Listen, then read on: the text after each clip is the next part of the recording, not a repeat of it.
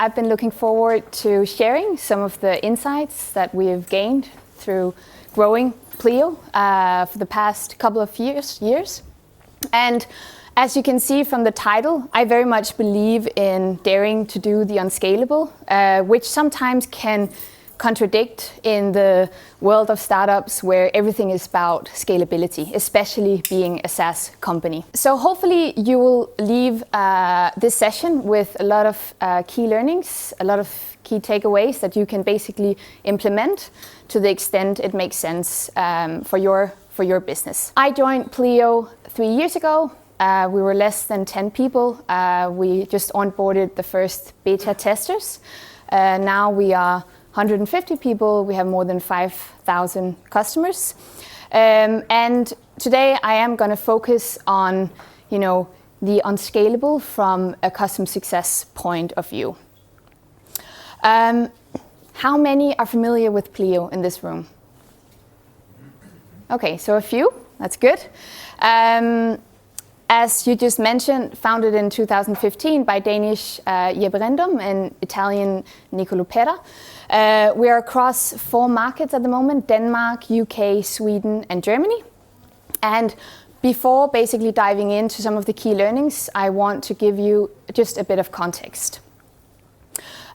So you might know that leadership is changing from being extremely control-oriented and centralized to a much greater extent being distributed with a focus on empowerment. And that is exactly the same case for business spending. We all know that when we need to buy stuff for work, the most efficient and easiest way to do it is to buy it ourselves. Whether it's train tickets, flight tickets, hotels, a new computer, lunch, or your SaaS subscription, the easiest thing is to simply buy it yourself.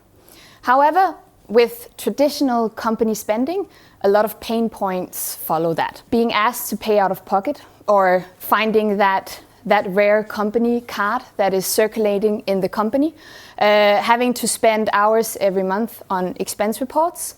From a manager or a finance point of view, having the lack of visibility, no tracking of real time, and basically very little control of what's going on. And that's basically why we created Pleo. So we created a new way of handling company spending by issuing our own cards, having them linked to an entire system.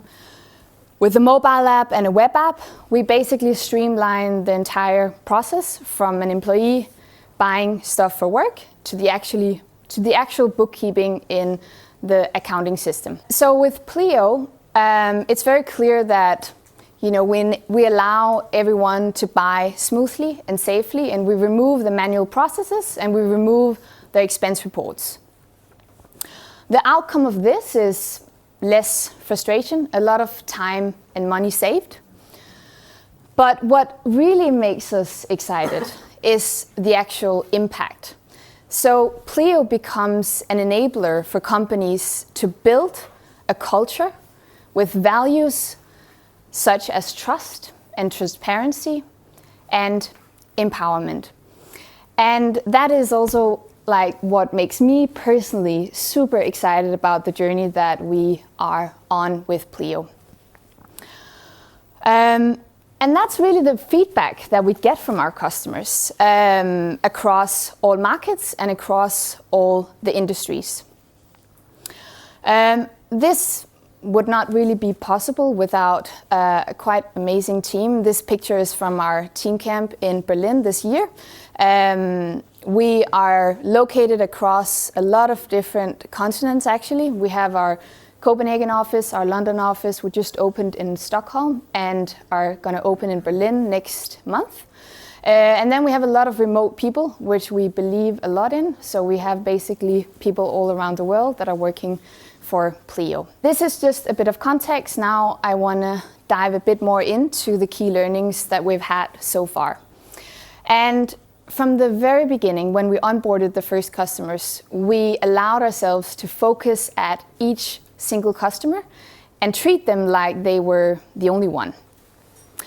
So daring to do the unscalable when going above and beyond for your customers has been, an instrumental thing for us at Pleo and for our success. I just want to share a few examples. So when we got the first customers on board, we would basically take our bikes and we would deliver Pleo cards in person to the customers whenever they placed a card order. And we are in the finance space, and you can only imagine how our customers reacted when we came out on our bikes, had brought a cake and their Pleo cards. That was a complete new experience they had. And in the beginning, they couldn't really believe it. But that is, for me, a brilliant example of something that is very unscalable and yet so critical. One thing is, you show your customers how much you actually care. You get to test out what actually works, and then you can start making that even more scalable. Stories like these are also important when you're growing really rapidly and you get, 50 new people on board every month. You need to have those stories that are basically embedding and cementing the DNA of our company and how serious we take our customers. I can imagine that most of you are within the startup world, which means you probably also know that startup also means chaos, at least sometimes in the initial stage. And what we realized was that often we could use those quite unfortunate situations where, our customers would be impacted and flip it into opportunities where we could create so much more customer buy-in and loyalty. Because those were the windows where we could actually show how much we go above and beyond for our customers.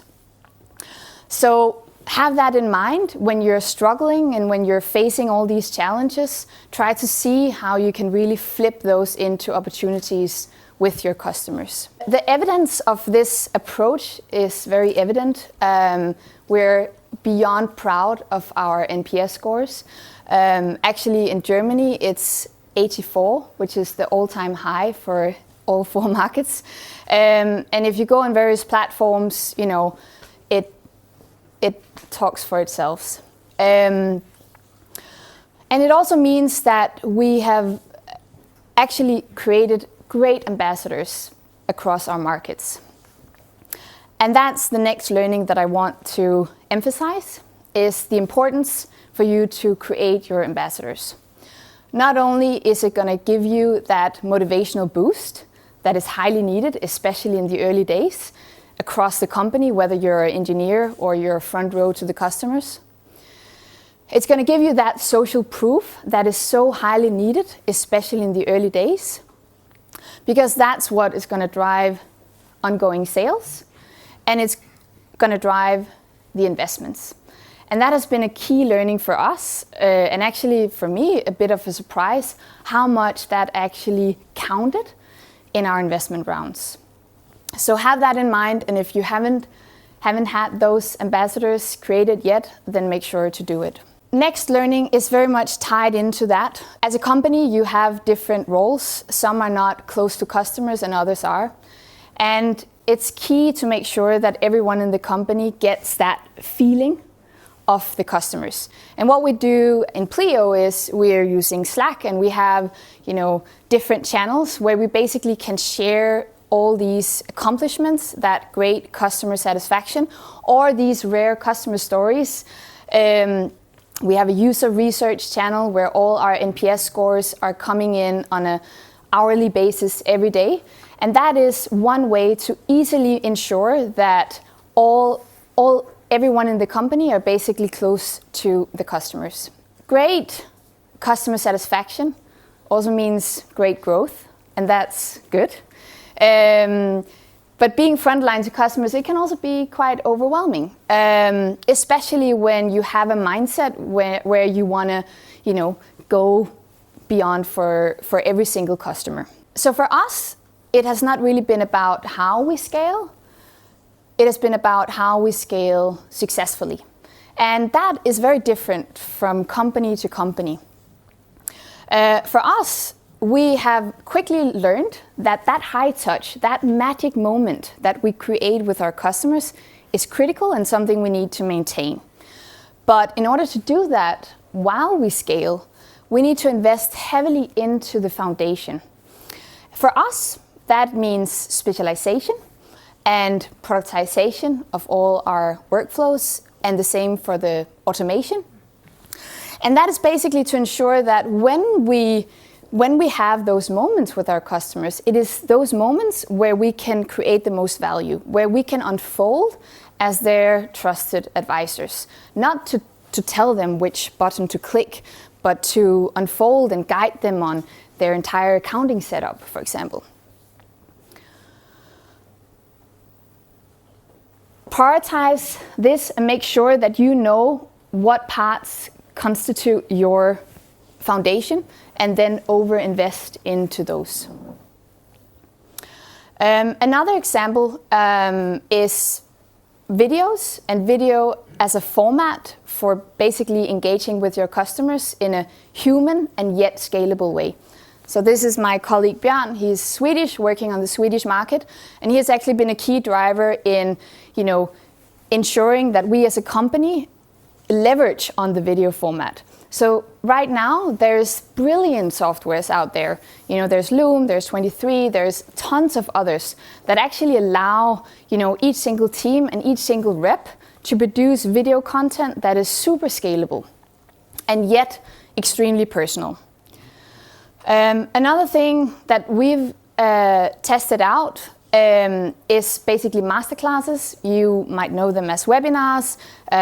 Some have success with it, others don't. But again, it's a way to ensure that you create that personal touch in a more scalable manner. So you might be wondering, okay, it all sounds really good, you're on a roll, like where are all those bloody mistakes you've made? Where are all the failures? And there are definitely a lot of them as well. So this one is not about farming. It is about basically being too busy with dirty hands. So being front row to customers and having that, customer first mindset, it can be, it's very easy to basically, keep on going and just, be on the ground and never really get up above the treetops. And I think that has been one of my biggest learnings in growing the customer success team to where we are today, is that there are a lot of things that I should probably have invested time into way before, but where I was a bit too busy with way too dirty hands. Another key failure, I would say, and something that we're suffering from at the moment, is not investing into our data insights. There's been some other talks throughout the day about data, and it seems like we all are aware of it. I think the key is to invest into it early enough and have some really brilliant people that can basically handle the structure, the data warehouse, the connection of your data, so that it's actually available and that you can draw the actual insights from it.